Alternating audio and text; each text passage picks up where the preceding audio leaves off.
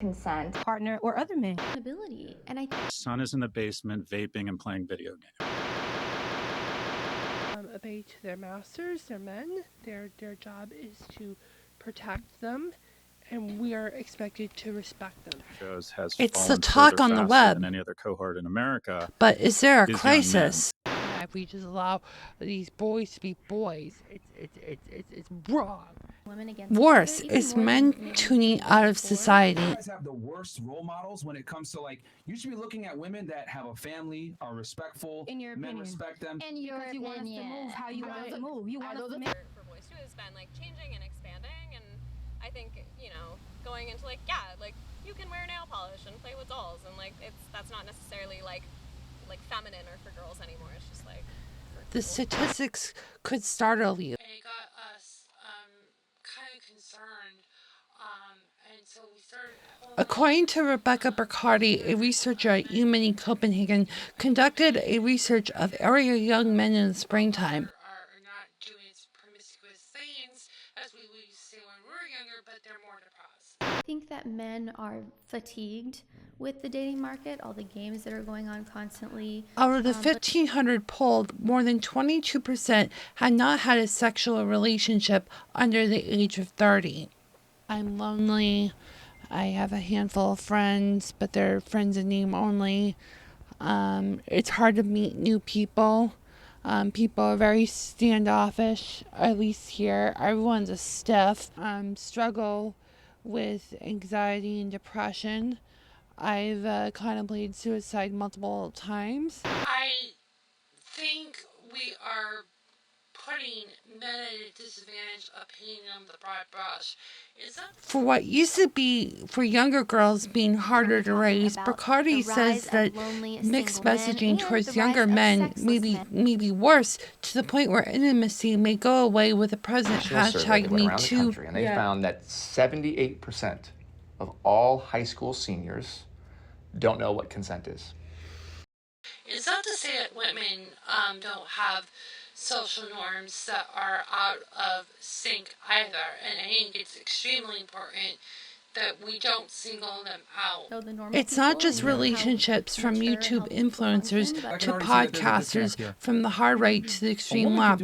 The perception that many voices from individuals that may not be qualified could be causing men to either check out or worse, harm themselves. As we start our coverage on this pressing issue, we will be looking at these issues from multiple angles, from the so-called manosphere culture to what's online for men to consume to improve themselves, and is that making the situation inherently worse? Is modern feminism causing men to feel inferior, or is toxic masculinity hiding it? Our reports are not conclusive, but we're here to dissect it to see what could be the solutions to an underlying problem. Chris, it seems like this is not just an in vogue subject, I take it. It isn't going away anytime soon, so we are doing these special reports for the interests of our community. Okay, I will look forward to your reporting. Thank you, Chris, very much.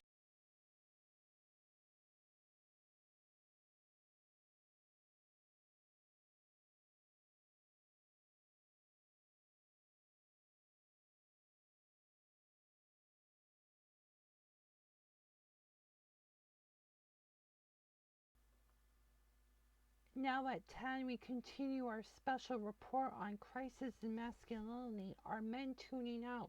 We now focus on the cringe and fringe podcasters. Chris Capellas has Consent, partner, or other man. Ability. And Son is in the basement vaping and playing video games.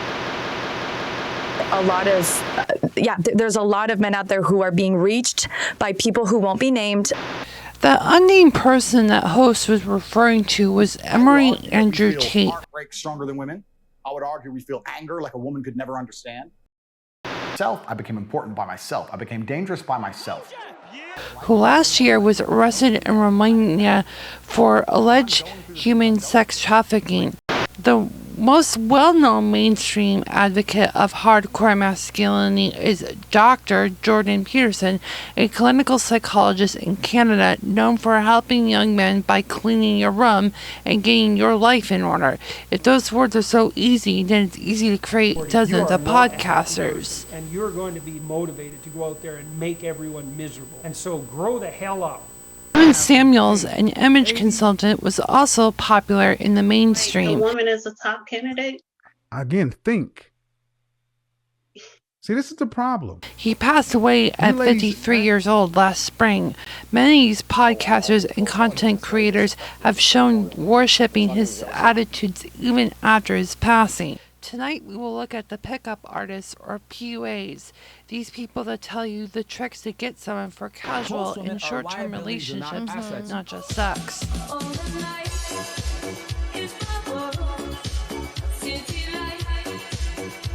Another fringe podcast is The Fresh and Fit out of Miami with more than 1 million subscribers.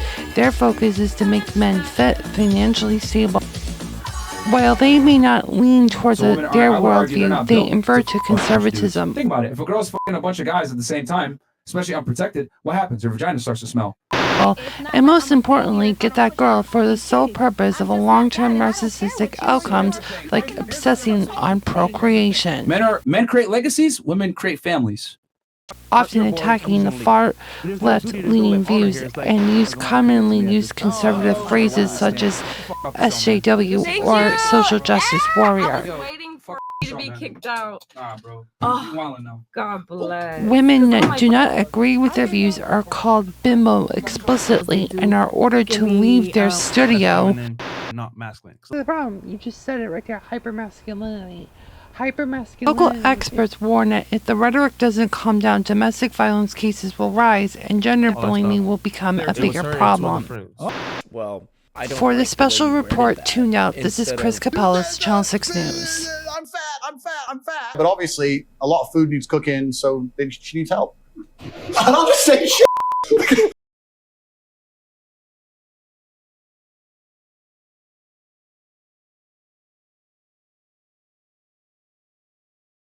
Now it's 6:12. As we promised to you last night, but we couldn't air it due to the town meeting coverage. More men are sexless, single, and lonely. What is going on, and how can we help? Our continuation. Consent, partner, or other men. Ability, and Son is in the basement vaping and playing video games. And today we're going to be talking about the rise of lonely single men and the rise of sexless men. Tonight's story focuses on the rise of lonely and single men. Under 30 are lonely, single, and sexless. What do you think that could be causing that?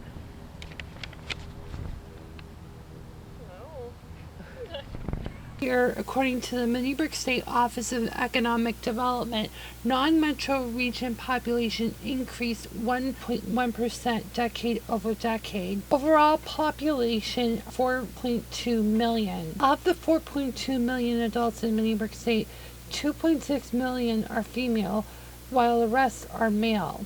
The concern is the projected population in the next 5 to 10 years will be majority female. Are you in a relationship right now? No. Why?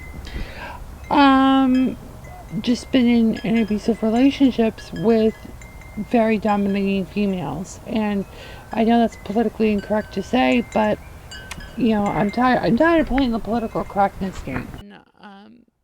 Are struggling and nobody's looking out for us. In Minifig State, these numbers are extremely concerning, says Rebecca Burkhardt at UMini Copenhagen. Nearly 22% of 1,500 men polled last spring stated they never had any sexual encounters. Last year, a story published in Psychology Today showed the data on the rise of lonely and single men. I would take that Psych Today article with a grain of salt. One is that the data is a little bit old. However, I do think that the numbers are kind of lining up to the concerns that we were getting here at the university. What is the solution? Do we know if men know the attractions of the opposite sex? Are men oversensitive to no? Or are men tired of hearing no, or the implied signals, or not implied at all? Is there a concern that men are not enough biologically? As another Valentine's has come and gone, it's just another Singles Awareness Day for some. Chris Capellas, that was Chris Capellas reporting. Timeout.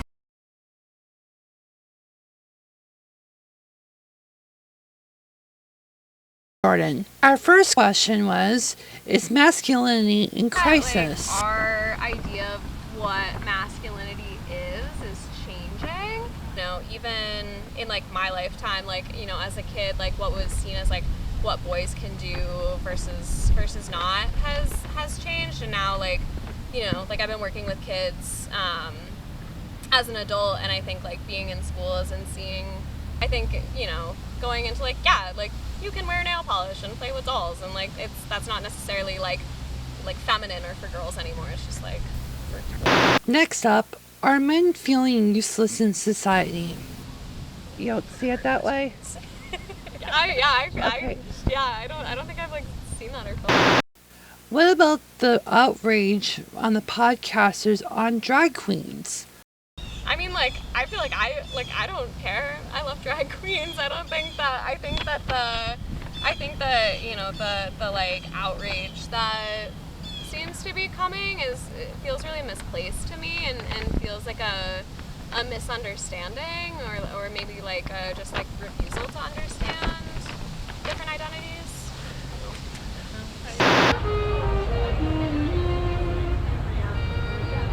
But in our trip, we were surprised by the answers we had received, despite what is going on in the world of the manosphere. And I want to thank the Minifig News guy, also our producer for this special. He did this on his own time along with one of our other producers. They didn't get approval from management, but they've been well compensated since then. So we want to give them a shout out for that as well. And again, it was an interesting time to get a different view from outside the region. Interesting, and thank you, Chris. My bad.